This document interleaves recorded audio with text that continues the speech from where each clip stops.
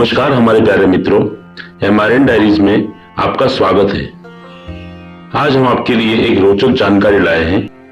भगवान शिव आखिरकार गोपेश्वर महादेव कैसे कहलाए जाते हैं, यह उनकी कौन सी लीला थी। तो आज की वीडियो में हम उसी के बारे में जानकारी प्राप्त करेंगे। यह एक लोक कथा है। भगवान शिव और भगवान श्री हरि विष्णु हमेशा एक दूसरे के भक्त, सेवक, पूरक रहे हैं।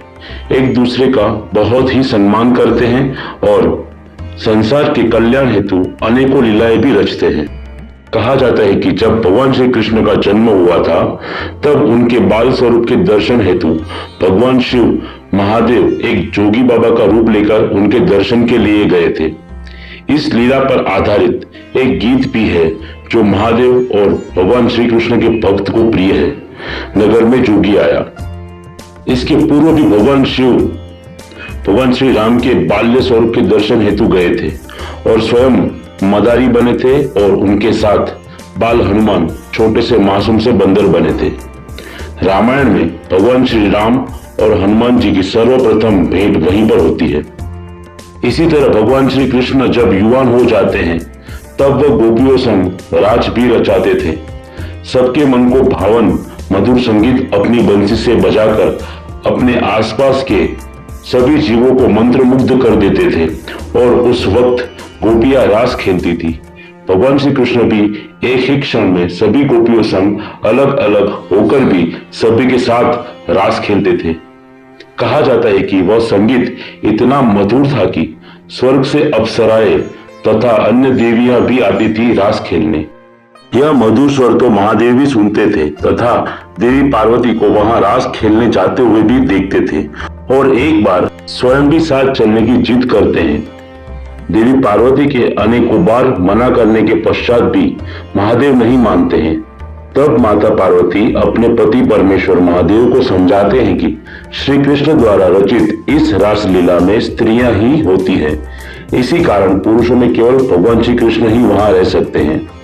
यदि महादेव आएंगे तो कोई मंत्रमुग्ध होकर रास नहीं खेल पाएंगे। परंतु इतने पर भी महादेव नहीं मानते हैं और स्वयं देवी पार्वती की भांति गोपी बनकर चलने की बात करते हैं। तब माता पार्वती अपने प्राणनाथ भगवान श्री महादेव को सुसज्जित करते हैं, उन्हें साड़ी पहनाते हैं, उनकी जटाओं को सवार कर एक सुंदर स्त्री के भांति उनके केश बनाती है, उन्हें स्त्रियों के आभूषण पहनाकर उन्हें सजाकर तैयार करती है। तब महादेव का वह अलौकिक रूप देखकर स्वयं माता पार्वती को भी उनसे ईर्ष्या होने का अनुभव हो जाता है। माता पार्वती महादेव के उस रूप को अपने भ्राता श्री हरि के मोहिनी रूप से भी बढ़कर सुंदर कहती है। स्वयं अपने रूप को भी महादेव के इस रूप से कम कहती है। पुराणों के अनुसार माता पार्वती का स्वरूप सर्व सुंदर है।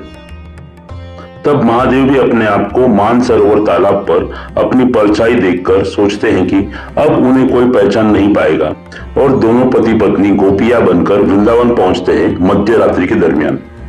माता पार्वती गोपी बनकर जाती थी, जिस कारण वह सभी की मित्र बन चुकी थी और नई मित्र को अपने साथ लाई है। इस तरह से सभी गोपियों से माता पार्वती महादेव से परिचय करवाती है। परंतु जैसे ही भगवान श्री कृष्ण का आगमन होता है कि वह इस सुंदर स्त्री को देखते हैं और सोचते हैं, अहो भाग्य, स्वयं महादेव पधारे हैं रास खेलने। आज उन्हें मन भर रास खेलने का अवसर मिलेगा।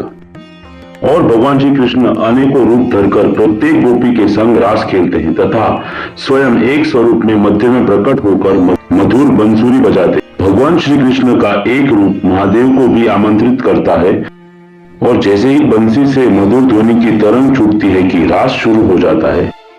सभी रास खेलने का सुगम आनंद लेते हैं। परंतु भगवान श्री कृष्ण तो ठहरे थोड़े से नटखट। वह सोचते हैं कि मेरे प्रभु को उतना आनंद नहीं प्राप्त हुआ है जितना उन्हें होना चाहिए, तो उन्हें मैं ऐसा रास खेलने को उत्साहित करूंगा कि उसका साक्षी यहाँ पूरा व्रज बनेगा। और भगवान श्री कृष्ण अपनी बंसी की धुन को और भी मधुर और भी तीव्र कर देते हैं, जो किसी भी देव को भी मंत्रमुग्ध कर दे। और तब महादेव को आनंद आया और रस चढ़ा और उन्होंने असल में रास खेलना प्रारंभ किया। उनकी तेजी और कंपन से सब धीरे धीरे थोड़े थोड़े दूर होने लगे और ऐसा करते करते सभी एक गोलाकार में खड़े रहकर उनके दर्शन करने लगे। अब केवल महादेव अकेले ही रास खेल रहे थे और खेलते खेलते अपनी सुध बुध खो बैठे। उनकी साड़ी निकल गई, सर से बालों का जूड़ा भी छूट गया, हाथों के कंगन टूट गए, पैरों की झांझर भी गिर पड़े और महादेव अपने असल स्वरूप में अब रास खेल रहे थे। और यह अद्भुत दृश्य सभी अपनी आंखों से देख रहे थे और अपने आप को सौभाग्यशाली मान रहे थे और महादेव को नमन कर रहे थे। भगवान महादेव का मन तृप्त होने तक भगवान श्री कृष्ण ने बंसी बजाकर उन्हें रास खिलवाया था और महादेव जब शांत हुए तो सभी ने उनको वंदन किया तथा भगवान महादेव तथा माता पार्वती ने सभी को आशीर्वाद दिया।